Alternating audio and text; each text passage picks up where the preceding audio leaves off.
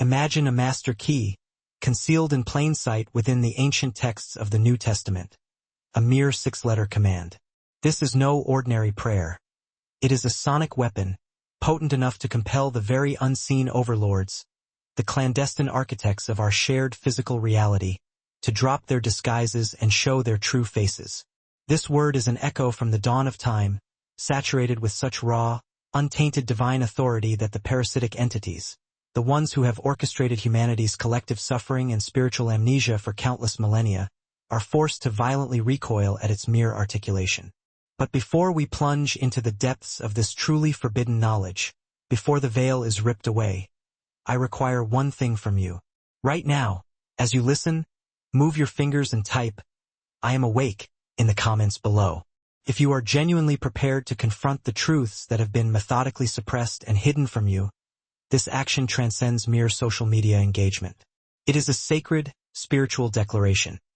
A severance from the pact of ignorance, a formal refusal to remain willingly blind to the nefarious forces that operate constantly behind the shimmer of your everyday perception. If this profound revelation begins to shake the foundations of your limited reality, if it ignites even a single spark of knowing in your soul, then hit that like button immediately. This spiritual technology is meant to be wielded, and it must reach every soul who is ready to grasp its power. The Archons. Let me be perfectly clear.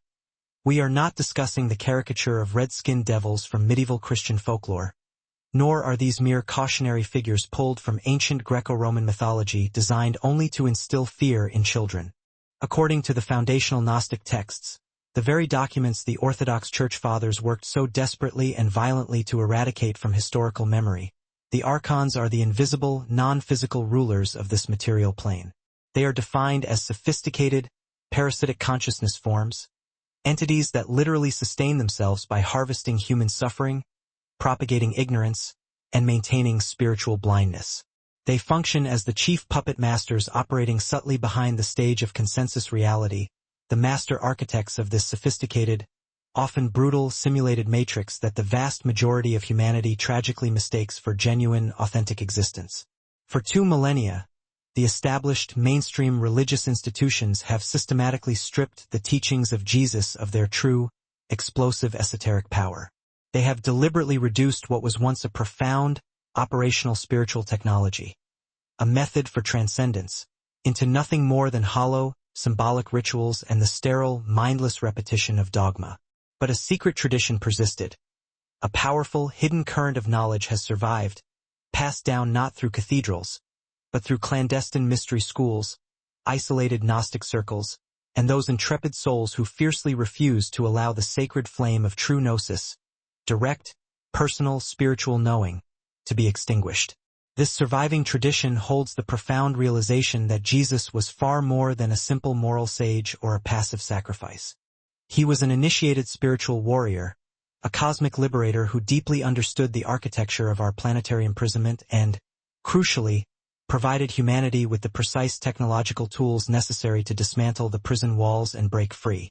Today, right here and now, you will finally be initiated into the 6-letter command that Christ himself utilized to bind, subdue, and instantaneously reveal the presence of these archonic forces. You will grasp the full, chilling extent of why this single word was so systematically, ruthlessly expunged from all mainstream Christian doctrine. And you will discover the practical, actionable method for wielding this power in your own daily life, allowing you to expose the invisible chains that have kept your sovereign consciousness meticulously trapped within a highly sophisticated prison system you never even realized contained you.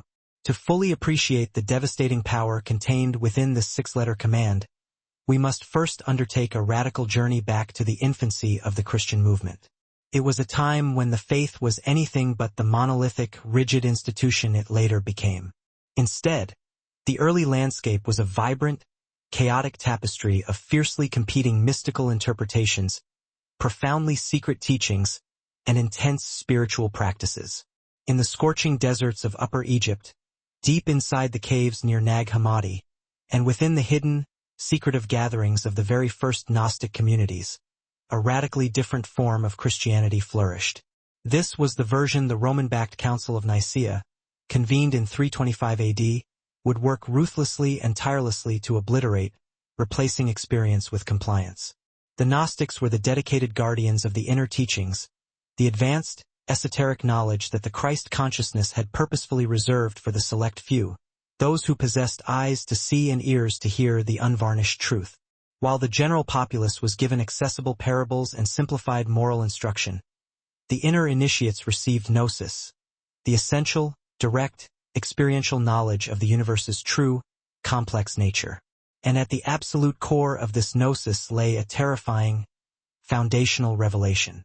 The physical reality we struggle within this world is definitively not the perfect creation of the supreme divine source, the transcendent pleroma.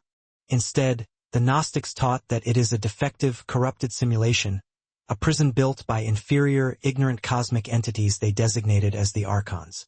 The spectacular discovery of the Nag Hammadi Library in 1945 in Upper Egypt unearthed ancient codices that had been deliberately interred for more than 1,600 years. The very texts the early, consolidating church had immediately declared heretical and commanded to be destroyed. Within these precious, ancient books, specifically the Apocryphon of John and the Hypostasis of the Archons, we find terrifyingly precise, detailed descriptions of these beings. The Archons are described as cold, parasitic consciousness forms, commanded by a primary entity known as the Demiurge. This Demiurge arrogantly fashions himself as the one and only creator God, but he is in truth nothing more than a pale, defective shadow of the true, boundless divine source. According to Gnostic cosmology, these entities lack the capacity for genuine creation.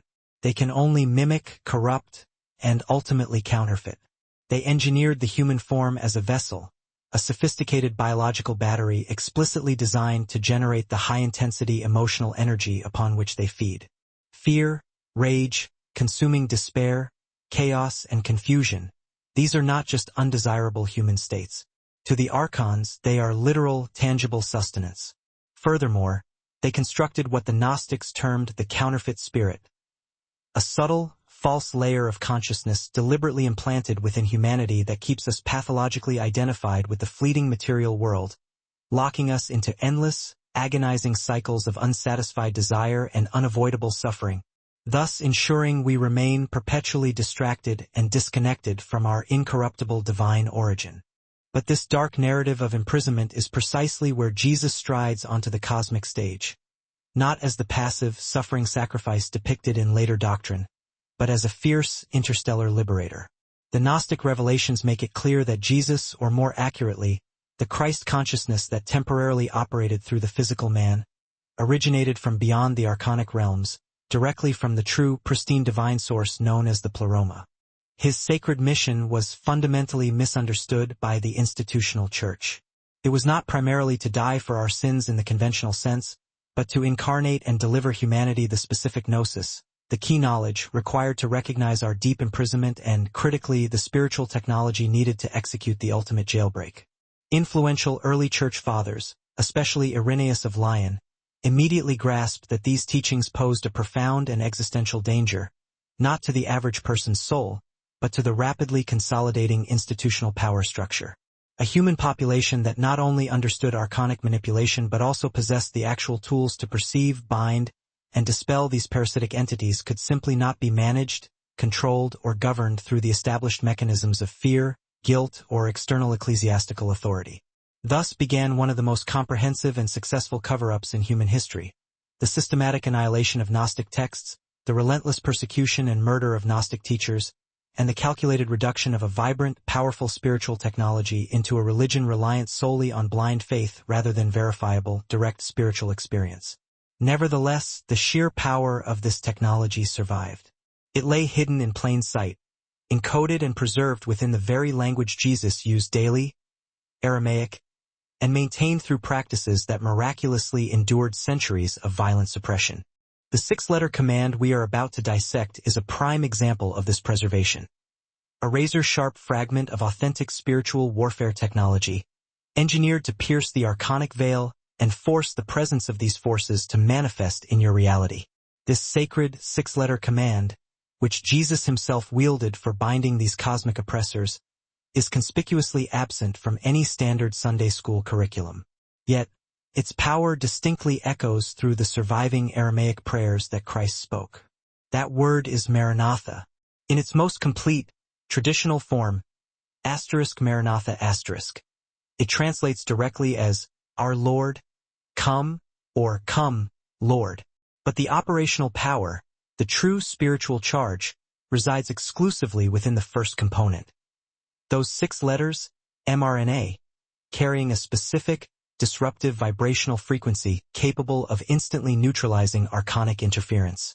To fully comprehend why this precise combination of 6 letters holds such explosive power, we must first gain an intimate understanding of the Archons' operational methods. These entities exist not in our three-dimensional space, but within a specific frequency band situated just beyond the spectrum of normal human perception, a realm occult traditions refer to as the lower astral plane. While they cannot override your free will or directly command your physical actions, they excel at influencing your innermost thoughts, volatile emotions, and subtle perceptions. They operate not unlike highly skilled digital hackers, continuously inserting malicious code directly into the operating system of your consciousness. Their primary goal is to ensure you mistake their negative suggestions, self-defeating narratives, and destructive impulses for your own authentic, internal thoughts. Have you ever been blindsided by a sudden, inexplicable wave of crippling anxiety that seemingly has no source? A compulsive thought pattern that takes on a terrifying life of its own, spiraling far beyond your capacity to control? A surge of aggressive, irrational anger that erupts without any grounding in rational circumstance? These are, statistically, the unmistakable signatures of archonic interference. They are desperate to feed on the energetic discharge of negative, volatile emotions, which is precisely why they labor ceaselessly to keep humanity steeped in chronic states of debilitating fear, destructive division, and total spiritual confusion. They are the insidious voice of self-doubt that whispers, "You are not good enough." They are the urgent impulse that drives you towards self-sabotage and self-destructive behaviors. They are the persistent, subtle pressure that ensures you remain securely locked in cycles of addiction, shallow distraction, and perpetual spiritual mediocrity. But here lies the absolute crucial key that unlocks the entire dynamic. The Archons possess one singular, fatal, operational weakness. They are utterly unable to withstand the declaration of direct, sovereign divine authority, particularly when that authority is invoked with total spiritual conviction and complete, conscious awareness. They are, at their core, spiritual parasites, and like all parasites, they flourish in the comfortable darkness of ignorance and must immediately flee from the presence of light. Their entire mechanism of control relies utterly and completely upon your continued ignorance of their very existence to maintain their subtle, yet devastating influence over you. When Jesus communicated in Aramaic, the linguistic root of Hebrew, he was not utilizing language merely as a contemporary system for exchanging information. In the ancient, esoteric worldview, words were understood to be powerful, creative forces, vibrational patterns endowed with the capacity to literally shape the fabric of reality itself.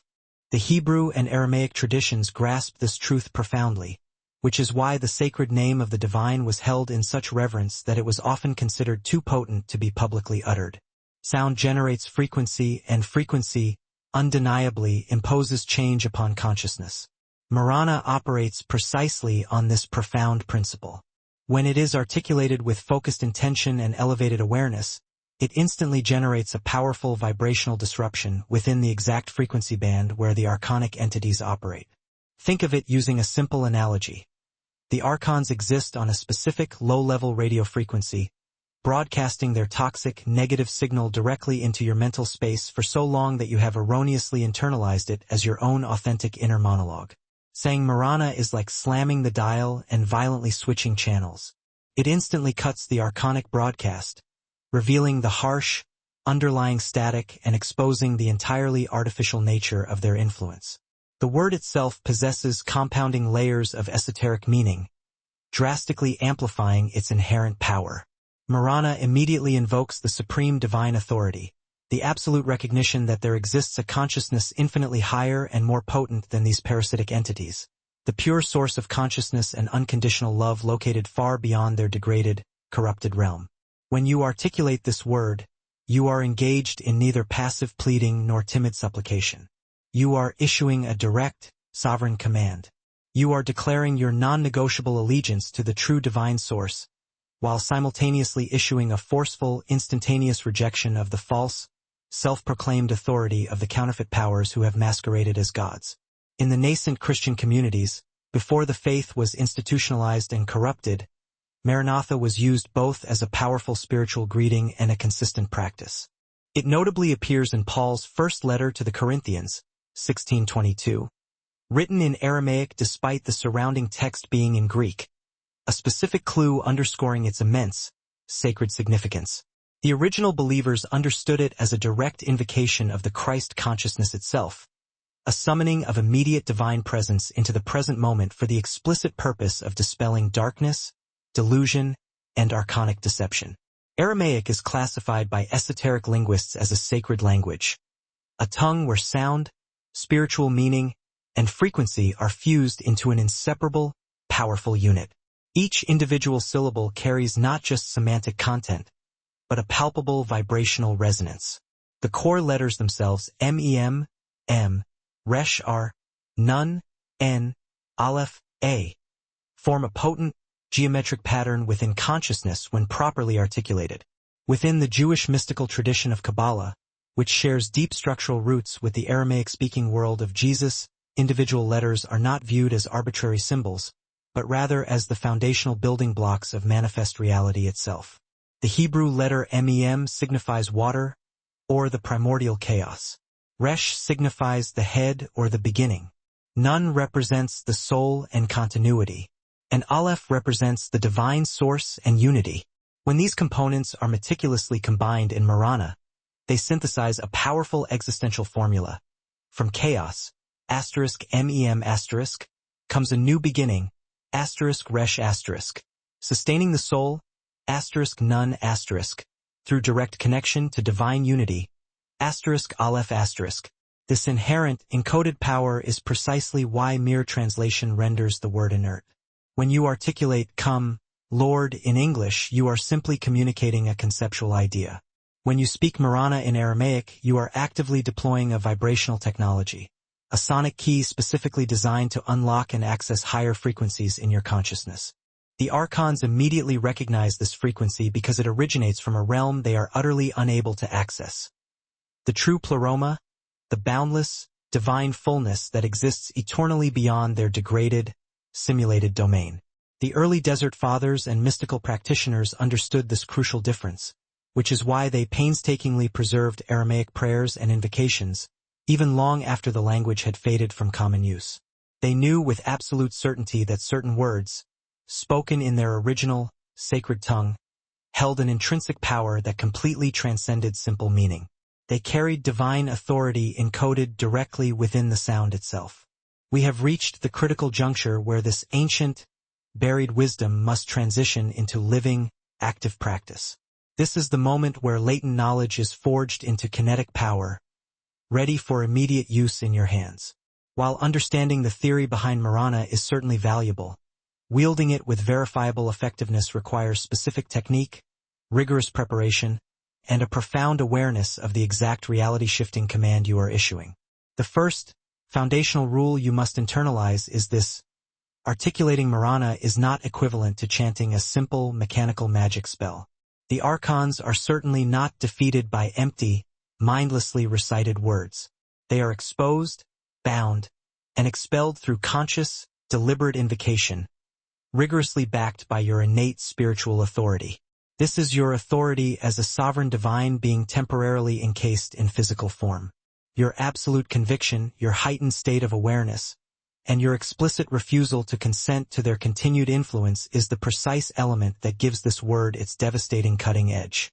Before utilizing Marana to reveal archonic presence, you must first anchor yourself firmly within your own divine identity. This grounding is not an act of arrogance. It is a spiritual, observable fact. You are not merely a random biological machine stumbling through a meaningless void. You carry within you an incorruptible, eternal spark of the true divine source, what the Gnostics reverently termed the pneuma. Spend several moments in absolute silence, engaging in deep, foundational breathing, and consciously connecting with this absolute truth. Place your hand firmly over your heart center and actively feel the eternal presence within you, the core of identity that existed eons before this physical vessel was formed and will persist long after it returns to dust. Once you are securely centered in the pneuma, the actual execution of the command is deceptively straightforward, yet demands complete, uninterrupted presence. Speak the word Marana aloud. Do not shout it aggressively, nor whisper it tentatively, but articulate it with clear, unwavering, firm authority. Allow the sound to deeply resonate within your chest cavity, the seat of your spiritual power, rather than just in your throat. The pronunciation is absolutely vital, mar-ahna, placing the primary emphasis squarely on the second syllable. As the word leaves your lips, maintain the focused intention that you are instantaneously invoking the pure divine presence into your immediate sphere of reality, while simultaneously commanding all counterfeit, deceptive forces to unveil themselves. Now, pay forensic attention to the microseconds that immediately follow. This is the stage where the revelation occurs. You might perceive a sudden, profound shift in the ambient energy, a palpable sense of lightness, as if an immense, unseen pressure that you had grown accustomed to has suddenly and completely lifted. Conversely, you might experience a swift spike of psychic resistance, sharply intensified negative emotions, aggressively intrusive thoughts attempting to mock or derail the practice itself, or strange physical sensations of acute discomfort. Understand this. This resistance is the archonic presence confirming its exposure through its violent reaction. Much like a chronic, hidden infection that flares with pain the moment true medicine is applied. For achieving maximum spiritual effectiveness, I offer this specific technique. The instant you perceive a thought pattern or a volatile emotional state that registers as invasive, destructive, or foreign, immediately articulate Marana directly toward that feeling or thought. If overwhelming anxiety abruptly floods your system, do not expend energy fighting the anxiety itself. Instead, speak Marana powerfully into the core of the feeling and observe the consequence. You will frequently notice that the emotional quality instantly shifts. It becomes less sticky, less compelling, or instantly reveals itself as a frequency entirely alien to your genuine nature. The emotion that moments ago felt like a natural, authentic response to your circumstances suddenly stands exposed as an externally induced energetic frequency. Furthermore, you can deploy Marana as an instantaneous protective practice when you anticipate entering challenging energetic environments. Before stepping into a situation you know will be psychically draining, a deeply toxic workplace, a severely dysfunctional family gathering, or even just plunging into the highly charged environment of social media, speak Marana 3 times with unwavering intention. You are functionally establishing a formidable spiritual boundary, announcing clearly that you perceive the archonic game and refuse to unconsciously contribute to the energetic harvest that such environments are designed to facilitate. One of the most strategic applications involves using Marana during deep meditation or immediately before sleep. These liminal states, the moments when the conscious mind relaxes its vigilance, are precisely when archonic interference often intensifies. They strategically insert disruptive thoughts, disturbing images, and low-frequency emotions when your critical faculties are weakest. Speaking Marana as you cross into these boundary states establishes an impenetrable protective seal, allowing you to clearly distinguish your own authentic, internal voice from insidious, external manipulation. But there is a crucial warning you must absolutely heed before proceeding. When you begin actively and consistently working with Marana, you will almost certainly experience what virtually all esoteric traditions term the backlash. The archonic forces that have been comfortably feasting on your energetic output will not willingly relinquish their steady food source without a fierce counterattack. You may temporarily experience a severe intensification of the very destructive patterns you are attempting to clear. Crippling anxiety may worsen, addictive impulses may become overpowering, and intrusive thoughts may feel far more aggressive and relentless. This manifestation is not a sign that the practice is failing. It is definitive, absolute proof that it is succeeding wildly. The parasites are being forcibly exposed, and they are thrashing violently in their death throes. During this unavoidable phase, unrelenting consistency is everything. Many individuals attempt Marana once or twice, feel the immediate, uncomfortable backlash, wrongly interpret it as evidence of failure or incorrect execution, and then instantly abandon the practice. This surrender is precisely the outcome the archonic forces desire. You must relentlessly persist through this resistance. Make it an immediate, non-negotiable, automatic response to speak Marana every single time you detect an interference. Any thought, emotion, or self-sabotaging impulse that attempts to drag you away from your sovereign divine center. For dramatically amplified effects, you can strategically combine Marana with parallel spiritual practices.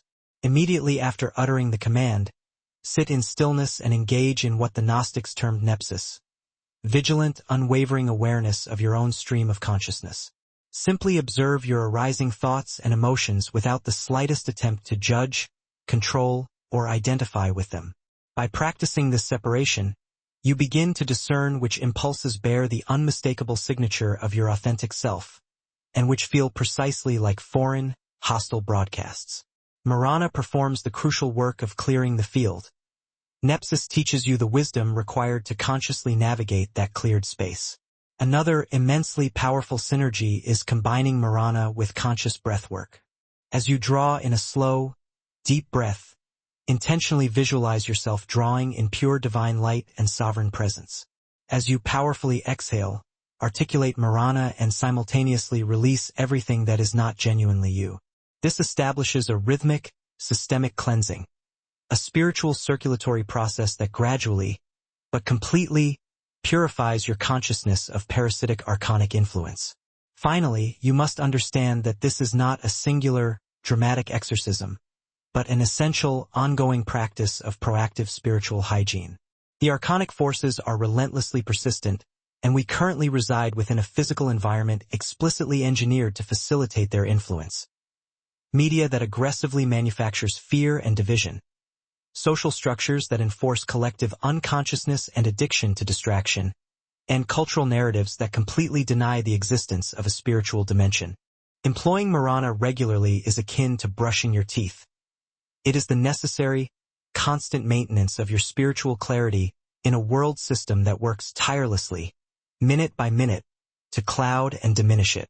We have completed this harrowing journey together, navigating the forbidden, hidden corridors of Gnostic wisdom that institutional religion fought so desperately to seal off and forget. You now possess a piece of operational knowledge that the overwhelming majority of humanity remains deliberately blinded to, the profound understanding that your deepest struggles, your persistent suffering, and your pervasive sense of existential disconnection are not random accidents of fate, but the direct, calculated result of relentless manipulation by sophisticated, parasitic entities operating just beyond the periphery of normal perception. The six-letter command, Marana, is far more than a linguistic relic preserved in crumbling, forgotten texts. It is a powerful spiritual weapon, a sonic key designed to instantly unlock the door of the cosmic prison you never even knew contained you. When you speak it with conscious, absolute authority, you compel the invisible architects of your personal suffering to reveal their hideous selves. You rip away their carefully constructed disguises. You issue a non-negotiable decree to every archonic force operating in your reality. You see them, you know their game, and you violently refuse to be their energetic food source any longer. However, let me stress this final point. Knowledge without immediate action is nothing more than passive entertainment. And you did not come this far, listen to this deep truth, only to remain a passive, helpless observer in your own life. The explosive power of what you have learned today only activates the moment you begin to actively deploy it. Tonight, before you surrender to sleep, speak Marana 3 separate times, infusing each utterance with total, focused awareness. Then watch carefully what immediately happens. Pay attention to the specific thoughts that instantaneously arise to discourage your use of the word. Notice the emotions that flood in to distract you from the practice. Observe the convenient rationalizations your ego mind produces to try and convince you that this is all nonsense. Those specific internal reactions are not arbitrary chance. They are the Archons revealing themselves through their frantic resistance to being exposed and displaced. Jesus Christ did not incarnate merely to establish another codified religion of external authority and blind, passive obedience. He came to forcefully remind humanity of our true, sovereign divine origin and to provide us with the precise technological tools required to break free from the forces that have held our consciousness captive. Marana is one such tool, preserved through centuries of calculated suppression, patiently waiting for those with the awakened eyes to see and the listening ears to hear. You are not a powerless victim tossed about in a random, meaningless universe. You are an eternal, sovereign fragment of the infinite divine consciousness, temporarily inhabiting this corrupted realm for purposes vastly greater than the Archons desperately want you to recall. Every single time you speak Marana, you aggressively reclaim a piece of your shattered sovereign authority. Every time you expose their influence, you weaken their hold, not just over your own internal life, but over the collective global consciousness of humanity. The profound, silent war for human consciousness is terrifyingly real, and it is currently raging in the space between your every thought. The question is not whether you will participate in this war, you already are, whether you realize it or not. The only relevant question is whether you will choose to fight it consciously, as a spiritual warrior, or remain an unconscious casualty, endlessly recycled through cycles of suffering and programmed spiritual amnesia. Speak the word. Watch exactly what reveals itself. Trust your own direct, verifiable experience above the voice of any and all external authorities. The ultimate truth is not locked away in some distant monastery or encoded in inaccessible, dusty texts. It is vibrantly alive right now within your own consciousness, waiting for you to systematically clear away the deliberate interference and remember who and what you truly are. Before you close this message, I urge you, share this crucial knowledge with one person whom you believe is ready to hear it. The Archons sustain their control primarily through humanity's collective ignorance. Every single person who awakens, every consciousness that learns to perceive the invisible chains, drastically weakens their grip on our collective shared reality. And if this revelation has profoundly shifted something in your perception, if it has provided you with a practical tool you can genuinely use, affirm this transformation in the comments by typing, "I am awake," one final time. Do this not for the benefit of the algorithm, but as a powerful, conscious declaration to yourself and a warning shot fired toward the parasitic forces that have fed on your unconsciousness for far too long. The 6 letters are now irrevocably yours. Use them wisely. Use them constantly, and observe as the archonic veil begins to violently tear, finally revealing the boundless, magnificent reality that has always existed just beyond your conditioned, restricted perception. * Marana. * Our Lord, come. The divine presence is here, has always been here, waiting only for you to stop blindly looking outside yourself for rescue. Yourself, thereby granting you the clarity to tap into the wellspring of your authentic self. Take the necessary pause to profoundly recognize, activate, and embrace the boundless, infinite power, the sheer, dynamic force of creation and potential, that resides perpetually within the deepest chamber of your existence, waiting only for your acknowledgement to reshape reality.